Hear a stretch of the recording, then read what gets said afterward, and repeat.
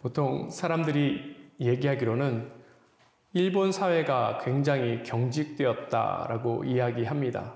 그 중에 한 예시를 들 때 드는 예시가 있는데 그것이 무엇인가 하면 도장 문화예요.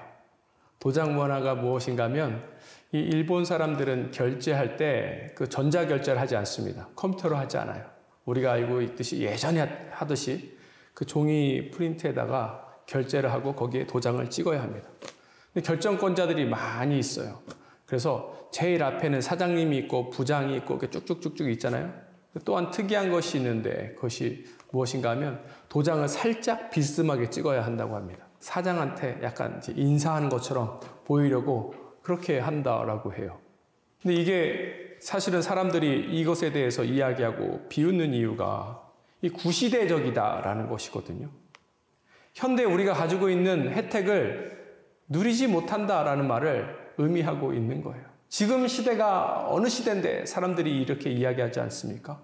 좋은 게 얼마나 많은데, 얼마나 편하게 할 수 있는데, 얼마나 효율적으로 할 수 있는데 그렇게 하지 않는가라고 이야기하는 거예요. 우리도 마찬가지입니다. 우리는 과연 우리가 누릴 수 있는, 특히 지금 이 시대에 살면서 누릴 수 있는 그런 혜택을 다 누리고 살고 있는지 이 시간을 통해서 함께 생각해 봤으면 좋겠습니다. 물론 세상이 너무너무 빨리 바뀌어서 그 따라가는 건 너무 힘듭니다. 이야기할 수 있어요. 특히 이제 연세 드신 분들은 첨단 테크놀로지 따라가는 게 너무 어렵지요. 그런데 그 중에 어떤 분들은 그럼에도 불구하고 그걸 따라가기 위해서 저한테 와서 가르쳐 달라고 하고 도와달라고 하고 그러신 분들이 계십니다. 성실하게 이 모든 것들을 사실은 하시는 것이죠. 그 안에 따라가려고 노력하고 또 시간을 들이고 애쓰고 그렇게 해서 이 모든 것들을 누릴 수 있는 것입니다. 그렇다면 천국은 어떨까요? 예수님께서 이미 천국이 우리에게 임했다라고 이야기합니다. 예수님 믿는 성도들에게 천국이 임했는데 과연 우리는 어떻습니까? 이것들을 다 누리고 있습니까? 오늘 본문 바로 직전에 예수님께서 이와 같이 이야기하셨어요. 15절 상반부 보도록 하겠습니다. 예수께서 그들에게 이르시되 혼인집 손님들이 신랑과 함께 있을 동안에 슬퍼할 수 있느냐? 어떤 사람들이 예수님께 와서 예수님, 왜 당신과 제자들은 금식하지 않습니까? 라고 이야기했을 때 예수님께서 대답하신 내용이에요. 쉽게 이야기하자면 예수님이 계신 그곳에는 혼인잔치 같은 그런 기쁨이, 충만한 기쁨이 있다라고 이야기하고 계십니다. 우리 안에 예수님이 계시죠? 그렇다면 우리 안에 천국이 있는 것입니다. 그렇다면 우리는 이와 같은 충만한 기쁨으로 살아갈 수 있을 텐데 정말 그런가 한번 생각해 봤으면 좋겠습니다. 근데 현실은 그렇지 않은 경우가 많이 있어요. 아니요, 천국은커녕 매일매일 지옥을 맛봅니다. 이렇게 이야기하는 사람도 있을 수도 있는 것 같습니다. 그렇다면 뭔가 우리에게 문제가 있는 것이지요. 오늘 본문을 보니까 제가 앞서 설명드린 것처럼 이 기쁨이 충만한 이곳에, 예수님이 계신 기쁨이 충만한 곳에 또 어떤 일들이 일어나고 있습니다. 오늘 본문의 내용처럼 한 아버지는 사랑하는 어린 딸을 잃는 그런 아픔이 있습니다. 또 한 여인은 12년 동안 혈류병에 걸려서 어려움을 겪고 있어요. 고통 가운데 있다라는 뜻입니다. 이것을 우리가 어떻게 설명할 수 있을까요? 분명히 예수님께서는 신랑과 함께이기 때문에 기쁨이 충만하다라고 이야기하는데 이런 고통과 아픔을 겪고 있는 사람들이 계속해서 있다라는 것입니다.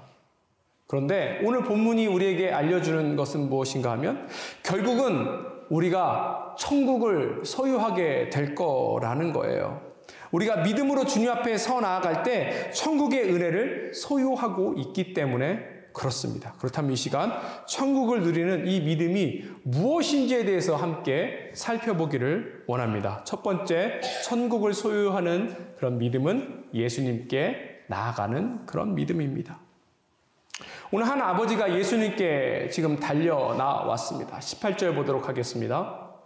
예수께서 이 말씀하실 때에 한 관리가 와서 절하며 이르되 내 딸이 방금 죽었사오나 오셔서 그 몸에 손을 얹어 주소서. 그러면 살아나겠나이다 하니. 예수님이 이 한 아버지가 예수님께 왔는데 뭐라고 이야기해요? 그의 어린 딸이 방금 죽었다. 이렇게 이야기합니다.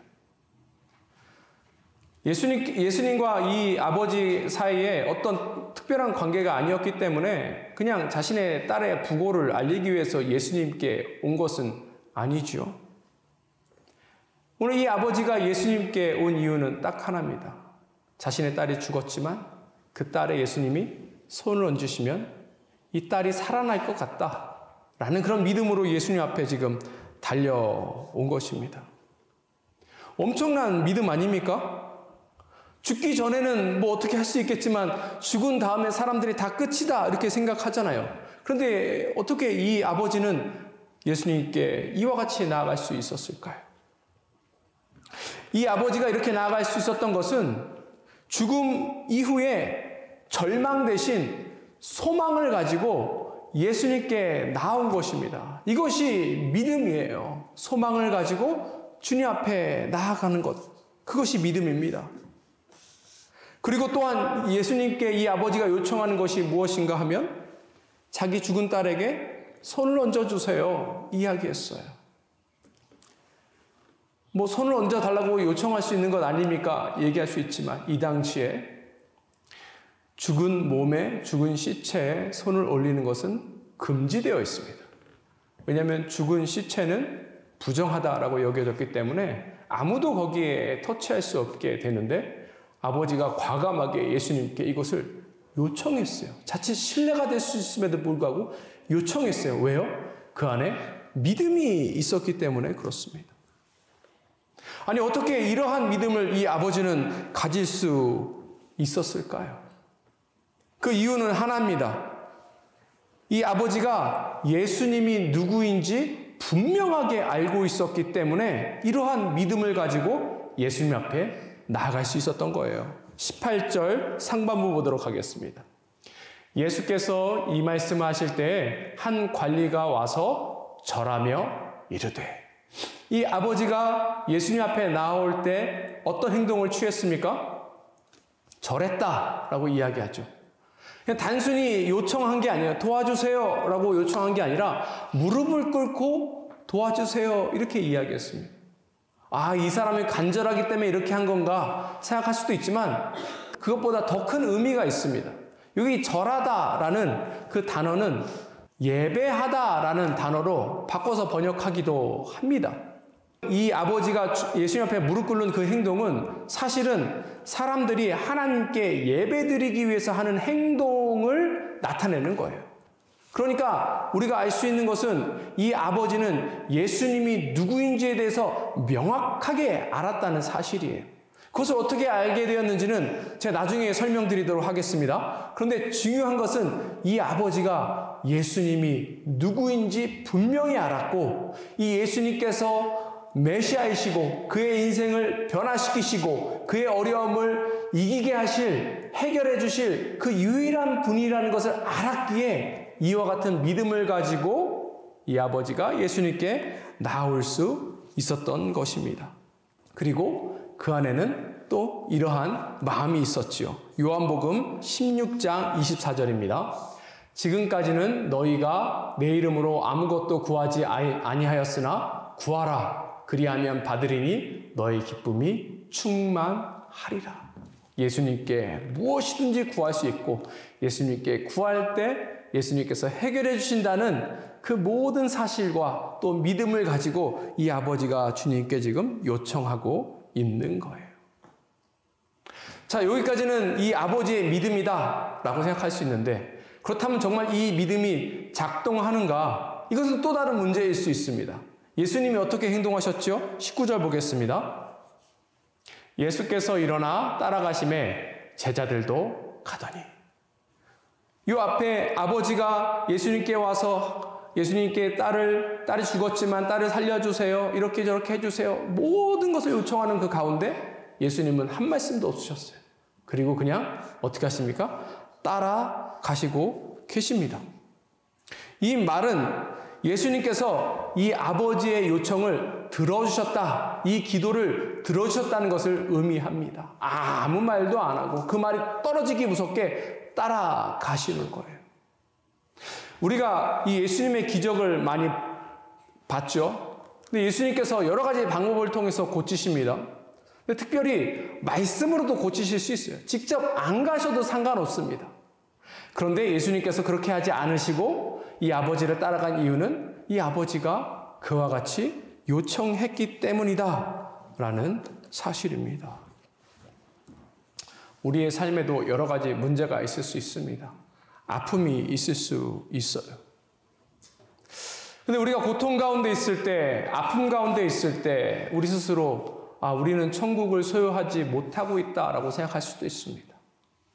아니면 세상이 우리를 그와 같이 조롱할 수 있어요. 예수님 믿는다면서, 예수님 못하실 일 없다면서, 예수님 믿으면 기쁨이 넘치고 천국을 경험한다면서, 그런데 너의 삶이 지금 천국의 삶이냐? 이렇게 반문할 수 있죠. 근데 우리가 그런 질문 앞에 기억해야 할 것이 하나 있습니다. 그런 고통과 아픔이 우리 삶에 있다는 것이 우리가 천국을 경험하지 못한다는 그런 증거가 아니에요. 천국을 경험한다는 의미는 그와 같이 어려움과 아픔이 있음에도 불구하고 그것을 넘어서서 기쁨을 누릴 수 있다라는 것이 바로 천국을 누린다는 거예요. 마태복음 11장 12절 보도록 하겠습니다. 침례 요한의 때부터 지금까지 천국은 침노를 당하나니 침노하는 자는 빼앗느니라. 천국은 그 천국을 누리기 위해서 달려가는 자만 얻을 수 있다라는 거예요. 비록 우리가 천국을 못 누리는 것 같고 계속 삶에 어려움이 있는 것 같고 아픔이 있는 것 같아도 그럼에도 불구하고 우리가 주님 앞에 달려나아갈 때 이 천국의 기쁨, 천국을 소유하며 나아갈 수 있는 것입니다. 우리 안에 이와 같은 예가 많이 있고 우리 안에 이와 같은 약속이 있음에도 불구하고 우리가 천국을 누리지 못하는 이유가 있어요. 왜 그럴까요? 그것은 정말 우리가 직접적으로 얘기하자면 예수님 앞에 나아가지 않기 때문에 그렇습니다. 예수님 앞에 문제를 가지고 가지 않기 때문에 그래요. 이것은 우리의 영적 게으름을 지적하고 있는 것이고 영적인 교만함을 지적하고 있는 것입니다. 우리가 무슨 일 하나 하더라도 주님의 도움 없이는 할 수 있는 것이 아무것도 없어요. 그런데 우리가 주님을 찾지 않는다는 것은 둘 중에 하나죠. 우리가 주님의 능력을 신뢰하지 못한다든지 아니면 우리가 아직까지 주님을 잘 알고 있지 못하다는 것입니다. 이 시간 우리가 그래서 눈을 들고 주님을 다시 한번 바라보며 나아갔으면 좋겠습니다. 그리고 우리 주님이 어떤 분이신지 다시 한번 우리가 경험하며 나아갔으면 좋겠어요. 실제로 우리 삶에 우리 주님의 능력, 주님의 역사하심이 많이 없다면 괜찮습니다. 주님을 볼 수 있는 이 말씀 가운데로 나아가면 우리가 충분히 우리 주님이 어떠한 분이신지 알 수 있을 것이고 그러한 것이 우리에게 도전을 줄 것입니다. 우리에게 자신감을 줄 거예요. 우리로 하여금 어느 때든지 주님 앞에 찾아가게 만들 것입니다. 우리가 이 넘치는 은혜를 기억하고 그 은혜가 있는 곳으로 그렇게 나아갔으면 좋겠습니다. 천국을 소유하는 믿음은 첫 번째 예수님께 나아가는 믿음입니다. 그리고 두 번째 예수님을 만지는 그러한 믿음입니다. 예수님께서 이 아버지의 청을 듣고 죽은 딸을 살리기 위해서 이렇게 부지런히 걸어가시는데 그때 또 한 사건을 만나게 됩니다. 20절 보겠습니다. 12해 동안이나 혈루증으로 앓는 여자가 예수의 뒤로 와서 그 거둣가를 만지니 어떤 사건인가 하면 12해 12년 동안 혈루병으로 고난받고 있던 여인이 있었습니다. 근데 그 여인 안에 어떤 마음이 있었냐면 예수님에 대한 소문을 들었는데 이 예수님 메시아신데 특별히 예수님께 부탁하지 않아도 예수님의 거둣가를 만지기만 해도 나을 것 같다라는 마음이 있었어요. 이게 믿음이죠. 그리고 그것을 행했습니다. 이 여인이 예수님의 옷자락을 잡았어요. 접촉했다는 거예요. 예수님과 접촉이 이루어졌다, 컨택이 이루어졌다라는 것입니다. 근데 얼핏 이 일이 이 여인에게는 큰 화로 다가올 수도 있었습니다. 왜냐하면 지금 갈 길 바쁜 예수님을 지금 잡아 세운 거거든요. 멈춰 세운 행동을 한 것입니다. 그리고 이 여인은 혈류증을 갖고 있는 여인이죠. 피가 계속 나는 거예요. 그런데 이 당시에 이 종교적으로 또 문화적으로 봤을 때 피를 흘리고 있는 것은 부정적이다라는 인식이 있었어요. 그래서 이 여인은 부정한 여인이에요. 사람들 사이에도 가까이도 가면 안 됩니다. 혼자 있어야 하는 여인이에요. 왜냐하면 이 여인이 부정하고 이 여인과 컨택하면 다른 사람들도 부정해지기 때문에 그렇습니다. 근데 이 여인이 그럼에도 불구하고 예수님을 터치한 거예요. 그러니까 이러한 일이 큰 사건으로, 큰 화로 돌아올 수 있는 그러한 일이지요. 그리고 사실 이 여인은 이것들을 모르게, 아무도 모르게 살짝 하고 가기를 원했어요. 실제로 오늘 본문에는 나타나지 않지만 오늘 본문의 평행 본문인 마가복음과 누가복음을 보면 이 여인이 예수님의 옷을 잡자마자 이 여인의 몸이 회복됐다라고 이렇게 나타나 있습니다. 그냥 그렇게 끝나면 돼요. 그렇게 끝나면 이 여인도 행복하고 예수님은 하실 일을 하시면 되는 것입니다. 그런데 예수님께서 그 자리에 멈추셨어요. 22절 보겠습니다. 예수께서 돌이켜 그를 보시며 예수님께서 지금 이 여인을 주목하십니다. 그냥 가셔도 되는데 왜 예수님은 그 자리에서 멈춰서 이 여인을 바라봤을까요? 그 이유는 이 여인이 아주 큰 고통 가운데 있었기 때문에 그렇습니다. 12년 동안 이 아픔을 겪었다는 의미가 이제 12년이 됐으니까 이 아픔이 끝났다는 의미가 아니고 12년 전부터 해서 지금까지 이 여인이 고통받는다는 사실이에요. 그렇다면 이 여인은 예수님을 만나지 못했더라면 그 이후에도 계속해서 이 고통 가운데 있게 된다는 뜻입니다. 불치병이에요. 불치병에 걸린 여인입니다. 얼마나 고통스럽고 괴롭겠습니까?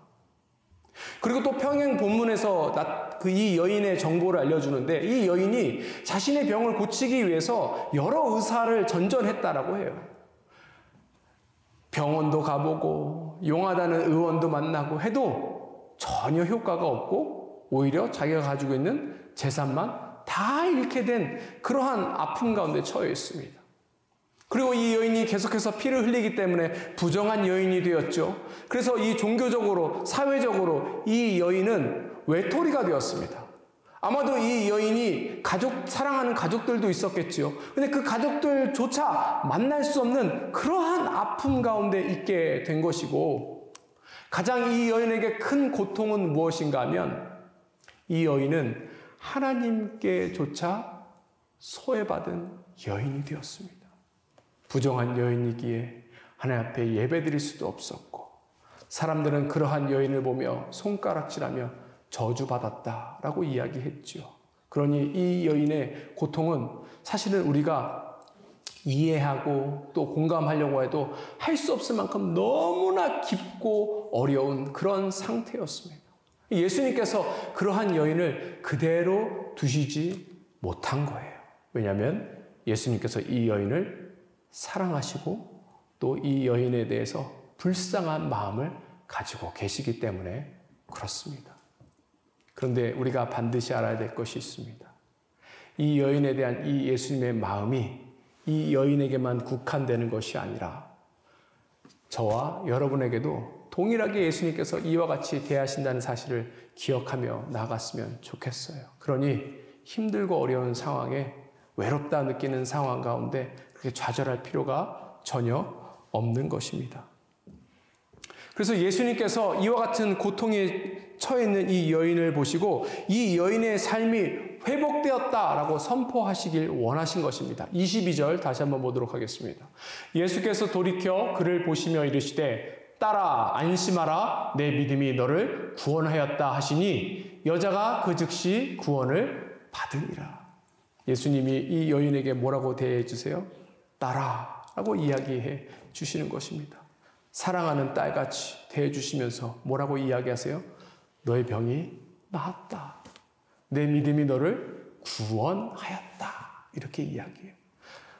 그 병의 고통으로부터 구원받고 또 사회적으로 또 종교적으로 외톨이가 되었는데 그 모든 것으로부터도 구원받고 이 여인은 다시금 원상복귀되어서 예전의 삶을 그대로 또 천국의 삶을 누릴 수 있게 되었다라고 예수님께서 선포해 주신 거예요. 모든 사람에게 알려주신 거예요. 이제 이 여인은 자유로워지게 되었고 그래서 예수님께서 주시는 이 기쁨 가운데 나아가게 된 것입니다. 사랑하는 성도 여러분, 우리가 기억해야 될 것이 있어요. 우리가 보이는 세계만 전부다라고 생각하면 안 됩니다.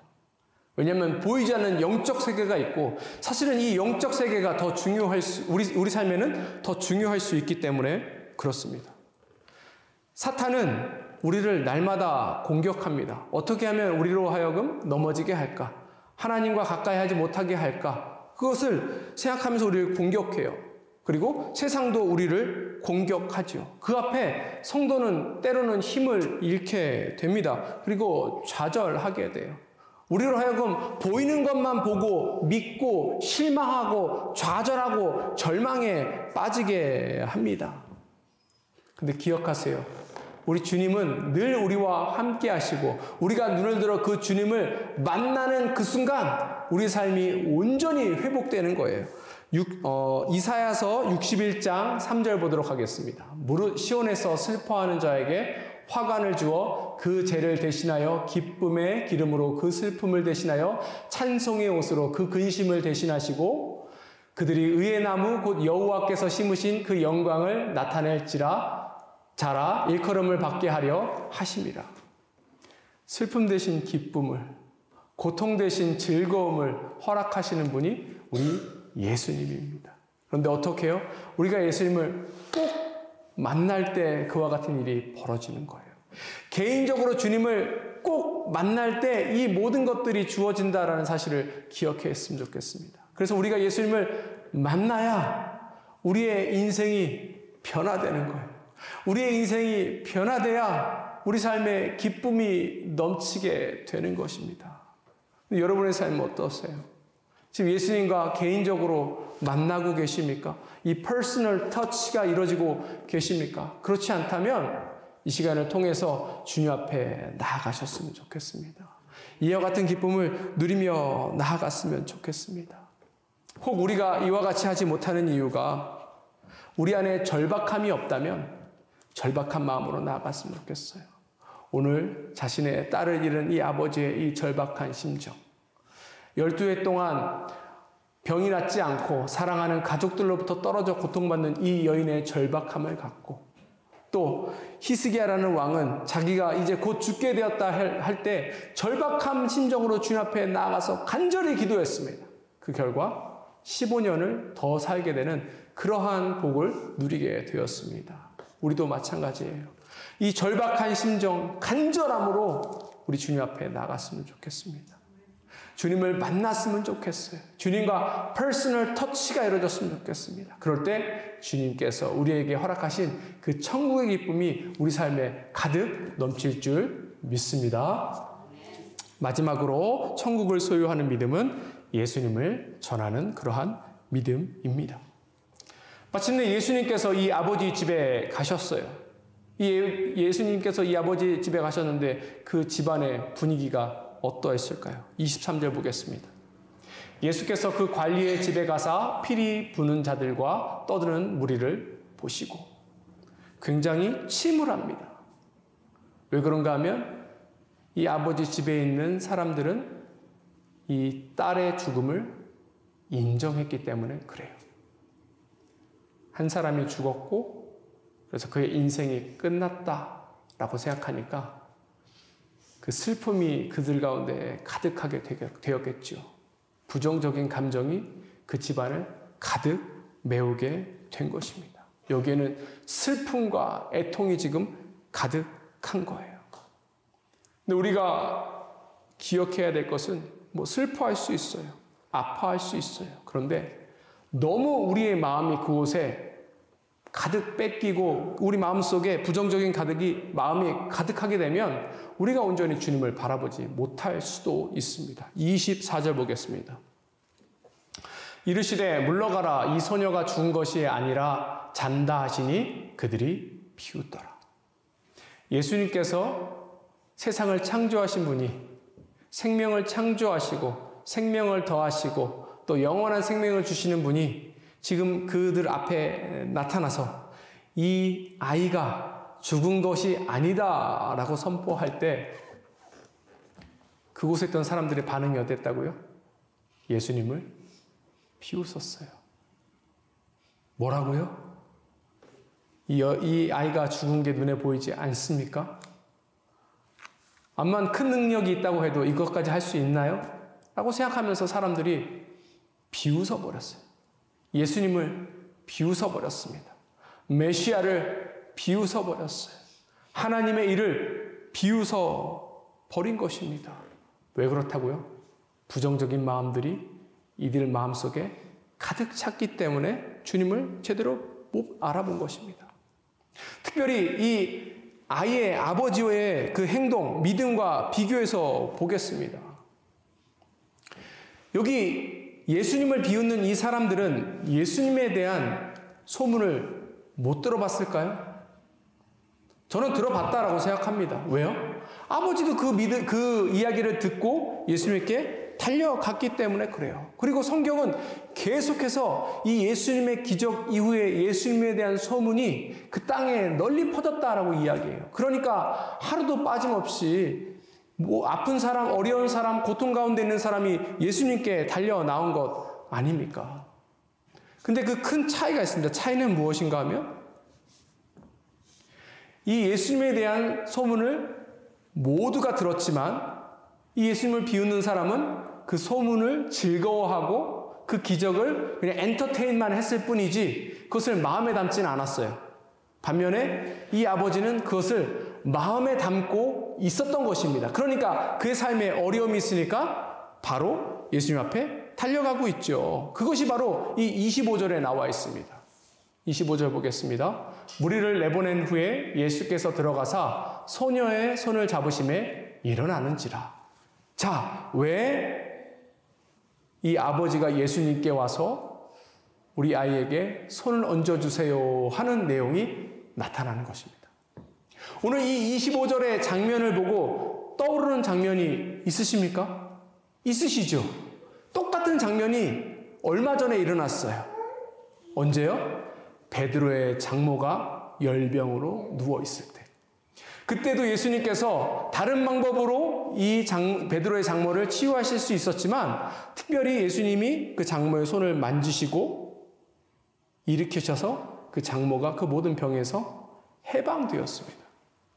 이 소문을 이 아버지가 들은 거예요. 그리고 그것을 마음에 둔 것입니다. 그렇기 때문에 똑같은 어려움이 있을 때 예수님 그때 하신 거랑 똑같이 해주세요 라고 지금 요청한 거예요. 그러니까 예수님께서 아무 말 않고 가셔서 이 소녀의 손을 잡으심에 이 소녀가 죽음에서 깨어 일어나는 놀라운 기적의 역사가 일어나게 된 것입니다.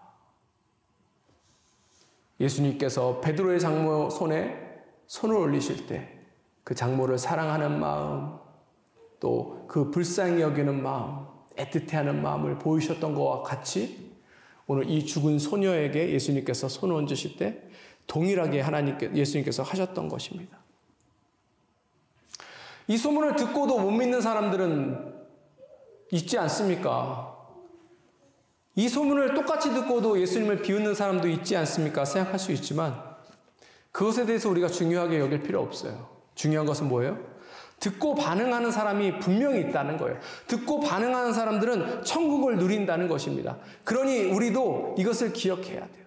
우리가 이 모든 이 말씀을 통하여서 또 주변에 있는 사람들을 통하여서 하나님 일하신 것을 듣고 그냥 흘려보내는 것이 아니라 그것을 마음에 두어야 합니다. 그래야 우리 가운데 믿음이 자라가게 되는 것이고 믿음의 영향을 받게 되는 것이에요. 뿐만 아니라 우리가 또 이것을 누리고 있다면, 경험을 했다면 동일하게 이것을 전해야겠죠. 그래야 많은 사람들이 이 예수님을 만나고 예수님으로 인해서 위로를 얻고 또 예수님이 허락하신 이 천국의 기쁨을 누리며 나아갈 수 있는 것 아닙니까? 제가 여러분들에게 다시 한번 도전하기 원합니다. 여러분 안에 이와 같은 천국의 기쁨이 있습니까? 만약에 그것을 잊어버렸다면 혹은 잃어버렸다면 다시 처음 우리가 예수님을 만난 그 순간으로 돌아갔으면 좋겠습니다. 우리가 은혜를 받았던 그 순간으로 돌아갔으면 좋겠어요. 그때 만난 주님, 그때 만난 은혜가 우리 삶에 어떤 영향을 미쳤는지, 어떻게 우리를 변화시켰는지를 다시 한번 기억하면서 우리가 그것을 가지고 다시 한번 이 시간 가운데 주님 앞에 나아갔으면 좋겠고, 또 그것을 가지고 그 은혜를 가지고 그 은혜를 못 누리는 사람에게 나아가서 그 은혜를 전하며 나아갔으면 좋겠습니다. 그럴 때 천국이 우리 가운데만 임하는 것이 아니라 우리가 살고 있는 그 지역사회까지 온전히 임하게 될 것입니다. 천국을 소유함으로 천국에 영향력을 미치는 우리 모두가 되었으면 좋겠습니다. 천국은 실제합니다. 천국은 실제로 있어요. 그런데 이 천국이 우리가 죽어서만 누릴 수 있는 것이 아니라 지금 이 땅에서도 누릴 수 있습니다. 왜냐하면 우리 주님께서 우리와 늘 함께 하시기 때문에 그렇습니다. 그렇다면 우리는 이러한 목표를 가지고 나아갔으면 좋겠어요. 날마다 주님과 교제함으로 이 기쁨을 누리고, 날마다 주님께서 주신 그 은혜를 가지고 이 천국의 기쁨을 누리고, 또 어려울 때마다 주님 앞에 달려나아감으로 이 모든 것들이 해결되는 그와 같은 기쁨을 누리며 나아갔으면 좋겠습니다. 우리가 소망을 가지고 그래서 주님 앞에 나아가야 돼요. 우리가 믿음으로 주님 앞에 설 때 우리가 천국의 은혜를 소유할 수 있기 때문에 그렇습니다. 날마다 성실하게 주님 앞에 나아가 이 모든 것들을 누리는 모두가 되었으면 좋겠습니다. 함께 기도하겠습니다.